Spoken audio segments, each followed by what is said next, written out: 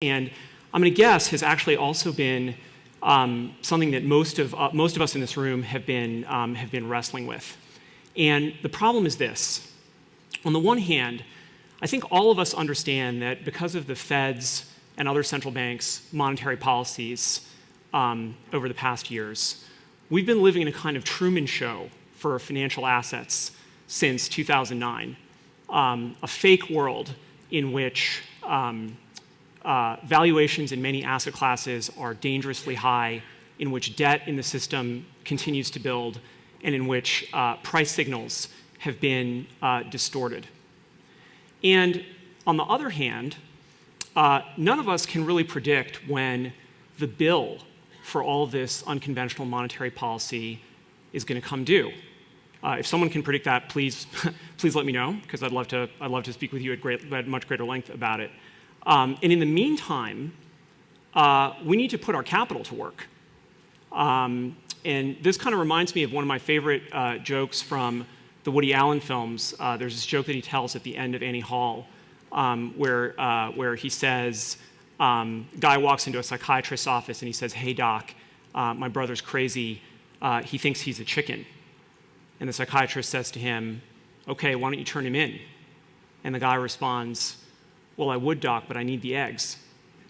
And that's kind of the dilemma that most of us find ourselves in today. We may kind of think that the Fed has driven markets crazy, but we still need the eggs. We need to find something to do with our capital. And so when Porter refers in the very generous and kind introduction that he gave to finding a way to bridge Porter's view and Sugarwood's view, and I'll talk a bit more about that later in the talk, it's really a way to try and find a way to bridge a kind of lurking sense that many of us have, I know that I certainly have, that there's something kind of wrong in the financial system because of what central banks have done, and find a way to bridge that with a safe and sound way to use our capital. And I've been wrestling with this for a long time. I think I finally found something that appeals to me, and I hope to share that with you today. And I want to do it in two pieces. The first piece is I want to talk about a framework or a mental model that we're going to use to help attack this problem. And then in the second part, we'll apply that framework and the mental model, and hopefully we'll see how it helps us come up with an answer. So, great. Seth Klarman is the founder and president of a hedge fund called the Baupost Group. It's an $18 billion hedge fund based in Boston. Many people in the know regard Klarman as the rightful lineal successor to Warren Buffett and Charlie Munger as one of the greatest living value investors of all time. This guy has compounded his investors' capital at 15% per annum with virtually no down years for 3 decades. And the astonishing thing is he's done it all the while holding about 30% of the portfolio in cash, which is just amazing. It's remarkable. And back in 1991, he publishes a book called Margin of Safety. It becomes like a cult book among value investors. It's out of print. If you want to buy it, good luck finding it on Amazon. You can occasionally come across a copy on Amazon for $1,100. And this is one of my favorite passages from that book. It says, he's trying to help people identify where to find value. And he says, if value is not likely to exist in what the herd is buying, where may it exist? It exists in what they're selling, unaware of or ignoring. When the herd is selling a security, the market price may fall well beyond reason. So what is he really talking about in that passage? What he's really talking about in that passage is the phenomenon of forced selling. And so what is forced selling and why is it important?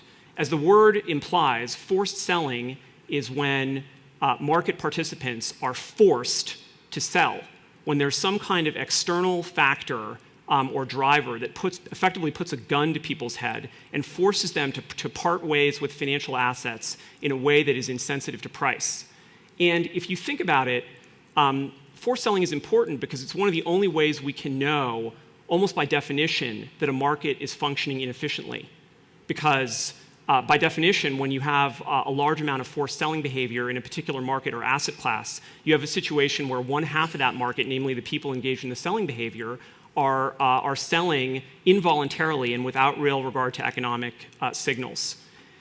Now, most of us have come across forced selling in our personal life, hopefully not ourselves, but we've probably seen it, in folks in our community. We see it when people get divorced, or God forbid, when they die, or when they have a family medical emergency, or when they experience bankruptcy, or taxes, or margin calls. All those kind of things are things in people's personal life can compel people to sell in a way that's insensitive to price. And it happens institutionally as well. Institutions can also be turned into forced sellers. Some examples of that are, for instance, in the stock world, when a stock is de-indexed from a flagship index, and it's dropped from an index, and large holders like pension funds or mutual funds that can only own the index basically have to flush that stock. It can happen in the bond world when a bond is downgraded from investment grade to high yield, or when a company falls into bankruptcy. And again, bond owners who are only permitted to own investment-grade bonds or are not permitted to own bonds in bankruptcy, again, have to kind of force sell that bond. And most pointedly of all, it can happen when the government changes the rules on people. And I'm acutely aware of this myself because in 2008, I was short financial stocks. As Porter related, this is part of how Porter and I met. And one day I woke up and lo and behold, the government had announced, guess what? Short selling is illegal. That turned me into the equivalent of a forced seller. I had to cover my shorts immediately and automatically, irrespective of price, because the government put a gun in my head and told me I had to. So this is powerful stuff.